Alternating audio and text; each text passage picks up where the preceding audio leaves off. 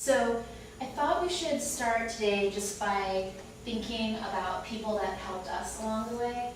And some of you already kind of, alluded to the fact that some people that helped you out.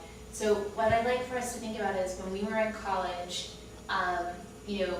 what was that, think about that person or a person that somewhere along the way, it doesn't have to be like this amazing mentorship that lasted 4 years, but just someone that either opened up a possibility to you or an opportunity to you, or pushed you a little bit to be a better person or a better student or a better pre-professional or whatever it might be. So if you can just kind of think about that person in your mind for a second. And actually, why don't we do this? Why don't we, since there's an even number, why don't we just pair up? So the two of you, the two of you, the two of you. And if you guys can just tell each other who that person was and why they were so helpful and how they were so helpful. Go ahead and just chat with each other. If you can't think of someone, think about what you wish you could have had then. You were a small amount of time. So let's get back together as a group. And then I just would love to hear if one or two of you can talk about that person and how they were helpful and why they came to mind tonight. Okay, great. Thank you. Like I was just saying, I had a professor who at first we didn't have the greatest relationship because she was consistently, I guess, when I was in the honors college at that time. Yeah. Till that point, I had never been really criticized for any of my schoolwork, and then all of a sudden I got to her class, and she sort of consistently was telling me I was very rigid, things were black or white to me. Mm-hmm. And then paper after paper that I handed in, she would say, "There's a shade of gray here, why don't you explore that, or do you ever consider a happy medium somewhere?" And I never had done that. I had always taken one side, a strong stance, and just gone with it, and that happened very early in my college career, and that was just something that affected me. That's a great example. So your professor pushed you. That's the first thing that your professor did, was just pushed you to think a little bit harder, think a little bit differently.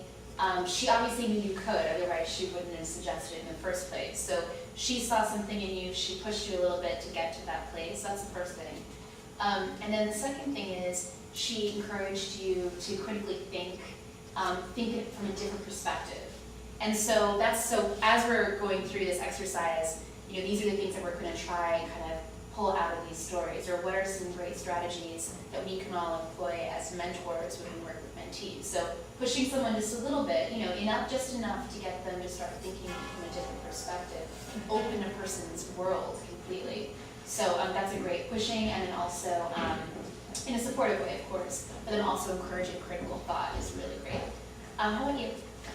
I was very involved with a fundraiser on campus.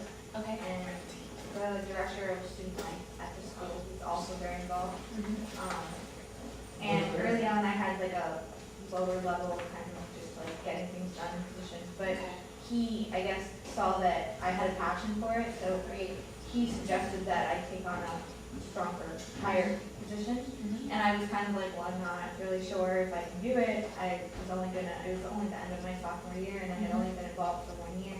Yeah. But he believed in me, so then I kind of believed that I could do it. Yeah. And it was really hard, but he was always also there for me. I would just walk in and be like, this is going wrong, what do I do? And he'd never really say, this is what you have to do, but he would give me options, or be like, well, look at it like this, or what would happen if this happened. And he'd kind of say, okay, now you have to make a decision. So. Great.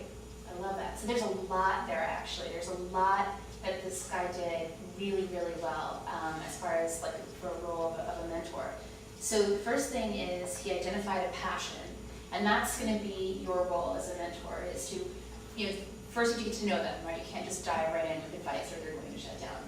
So first you get to know them, have fun, use your sense of humor, connect, learn more about who they are personally, academically, professionally, and vice versa. Tell a little bit, definitely share your story, personal, professional, academic, etc. But once you get to know each other, then you can really identify the passions and the strengths of the students that you're mentoring, and really, kind of calling that out for the person. Sometimes we don't even recognize what we already have within ourselves. And that leads me to the next part, which is this idea that is your supervisor? Is that what he's called? Or? He kind of the representative of the school Okay. 8 million times more than that. Oh, definitely, obviously, yeah. Okay, but he had a belief in you, right? And when people believe in you, you might not believe in yourself completely, and when someone does believe in you, it can bring that belief in yourself out. And it's really, it's kind of like basic, interpersonal 101, but that's something to remember. Also with students, you want to make sure that you kind of want to say that out loud, like make sure you find the time to say, I totally believe in you, like I'm very impressed with A, B, specifically A, B, and C. I know that you can do this specifically. Really kind of spelling out any sort of praise is the most helpful way to give it. So that's another thing. Also, he gave you more responsibility, and that to me shows that he had high expectations for you. And that's what, as mentors, we all have to have very high expectations for the students that we work with, because I don't care if you're a small child or a grown adult, we rise to other people that we respect, we rise to their expectations. So that's another great thing. Okay, so I would love to hear about all of the people that you guys talked about, because I love hearing about all the different ways that people have an effect on each other. But you guys know your own stories, so what I'd like for you to do is, as you go into this mentoring relationship, really nail down specifically what it was that these people did.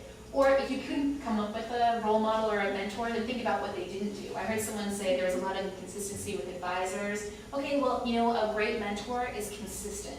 So, think about, you can always have like a role model that shows you how not to do it. So, you can think about those people too. But nail down those specifics, use them as strategies that you can employ in your mentoring. Okay, and that's like, we all have, something to think of for that. Okay, so we're gonna, I just wanna talk quickly about the role of a mentor, and then if we have time, we're gonna do a little activity, and then we'll do like a Q&A, okay? So when you guys, we just a little exercise thinking about kind of influential people in our lives. What do you see, what do you imagine your role will be as a mentor? So you could be just like, you could call out a couple of, phrases or terms or names that come to mind. What is the role of a mentor? What will your role be?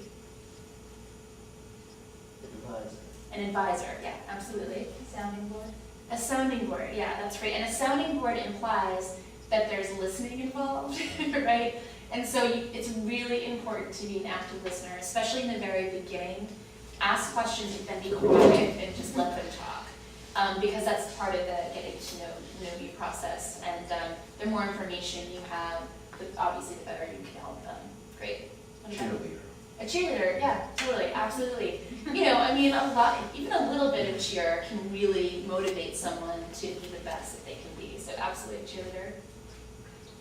No, probably not. I just can't think of anything. Okay, I'll put you on the spot. No, it's okay. Anyone else over here? I can't think of the word, but essentially not being judgmental.